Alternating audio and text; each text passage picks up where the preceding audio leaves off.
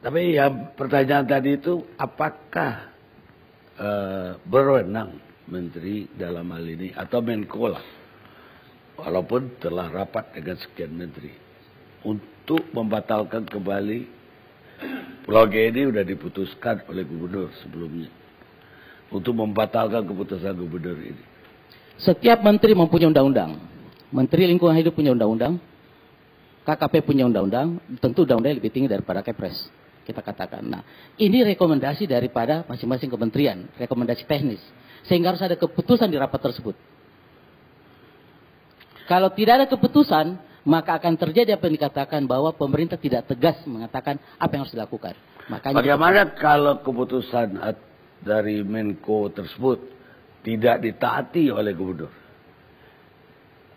Apa sanksinya untuk gubernur? Bapak tahu, untuk melakukan reklamasi dibutuhkan izin kapal keruk. Kapal keruk izinnya sudah dicabut oleh Menteri Perhubungan. Bagaimana mau melanjutkan kegiatan ini kalau kapalnya tidak ada? Kalau izin dari Menteri Perhubungan tidak ada. Jadi walaupun misalkan dia tidak mencabut, tapi instrumen yang mendukung itu tidak ada, maka tidak akan bisa dilaksanakan. Itu dicabut setelah keputusan Menko. Setelah keputusan ini, Menteri Perhubungan sudah menyatakan mencabut.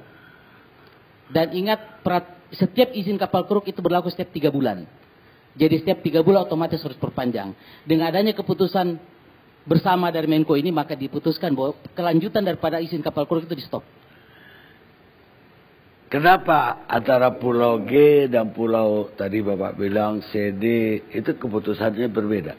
Bapak lihat posisi peta. Ya. Kalau Bapak lihat pulau-pulau C dan D, kalau kita bisa lihat di peta, maka akan terlihat Pulau C dan D tidak ada instalasi strategis di antaranya. Pulau G itu persis di sebelahnya, saya kasih lihat supaya kita akan clear, publik akan tahu. Kalau Pulau G ini kita masukkan di mana posisi yang harus 500 meter mendekati daripada lokasi, maka apa yang terjadi? Bila terjadi ledakan gas, Pak, apa yang terjadi? Bukan disalahkan pengembang, Pak. Yang disalahkan pemerintah kenapa memberi izin. Bila terjadi korban. Ini akan terjadi kalau akan terjadi bencana, bukan pengembang yang disalahkan karena pengembang diberi izin. Yang disalahkan kenapa pemerintah memberikan izin. Itu yang harus kita lihat. Ini yang kita berpikir jauh ke depan, dan Bapak bisa bayangkan masa yang menutupi timbunan nanti itu bukan 1-2 ton. Dengan bangunan dengan itu akan bertumpuk dan itu susah lagi. Ini kecuali pipanya dipindahkan dengan jarak 500 meter daripada lokasi. Dan kalau dipindahkan 500 meter kemana lagi, Pak? Kira-kira gambaran ini bangunan sudah dibangun dari tahun 93 pipa gasnya. Dan mensuplai daripada sumber listrik yang ada di DKI ini. Lah, untuk Pulau C dan D tadi, itu tidak ada soal kabel, tidak ada soal gas. Ya. Tapi apa tidak ada juga soal misalnya nelayan, lingkungan. Kan alasannya tidak hanya soal kabel sebetulnya. Untuk Pulau G. Kalau kita berbicara tentang undang-undang, kita di sini bicara, maka yang paling jelas di situ kalau kita satuannya adalah ada 2 undang-undang yang memutuskan, satu peraturan pemerintah nomor 5 2010, satu yang dari ESDM, kami bacakan, saya buka ahli hukum tapi saya coba bacakan di sini. Kementerian Perhubungan, Undang-Undang nomor 1 tahun 73 tentang landas kontinen, ada peraturan pemerintah nomor 5 tahun 2010, ada peraturan Menteri Perhubungan 68 tahun 2011 tentang alur pelayaran. Dari Kementerian SDM ada 2, Undang-Undang nomor 1 tahun 73 tentang landas kontinen sama, dan Permen SDM nomor 1 tahun 2011 tentang pedoman teknis pembongkaran. Di sini terlihat bahwa kedua kementerian yang punya peraturan ini adalah mengharuskan tidak ada bangunan di 500 meter dari instalasi strategis tersebut. Itu terlarang. Pertanyaannya adalah kalau kita lihat bangunan yang ada tersebut, maka dia ada dalam radius. Jadi kalau kita lihat daripada gambar tersebut, dia dalam radius. Di sini mungkin kita bisa lihat, maaf kalau ada kamera. Boleh di close up. Kita bisa lihat Pulau C, Pulau G itu langsung di sampingnya berhimpitan dengan pipa yang ada. Sedangkan ini kalau kita lihat seluruh Pulau G itu jaraknya kurang lebih 500 meter lebarnya. Jadi kalau kita melakukan peraturan ini, maka Pulau G itu habis, Pak. Kalaupun harus diredesain, maka Pulau itu juga habis. Bapak mau ada apa-apa tanggung jawab Pak Karni Ilyas yang tanggung jawab kalau ada berikutnya kejadian.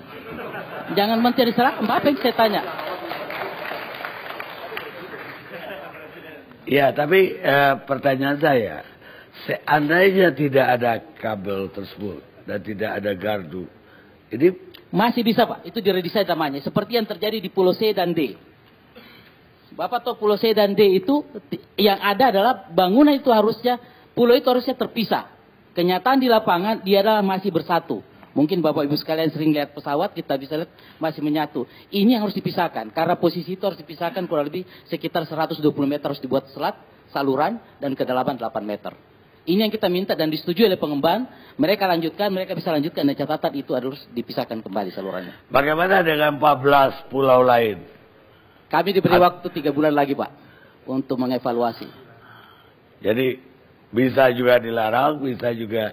Tapi dari gambar ini Bapak sudah bisa melihat gambaran pulau mana yang kira-kira harus terpotong, mana paling tidak Bapak sudah bisa melihat. Jadi kami akan minta kepada teman-teman di DKI untuk mengevaluasi pulau-pulau yang sudah ada. Paling tidak kita mengakui adanya peraturan pemerintah tersebut, undang-undang tersebut untuk mengharmonisasikan. Sehingga kita tidak melanggar undang-undang itu sendiri. Baik. Kadang-kadang orang berpikir bahwa dengan sedikit dekorasi cantik, maka kebenaran itu akan bisa ditutupi. Tapi seiring waktu, maka kebenaran akan muncul kembali. Ismail Haniyeh, pemimpin Palestina. Kita rehat sejenak.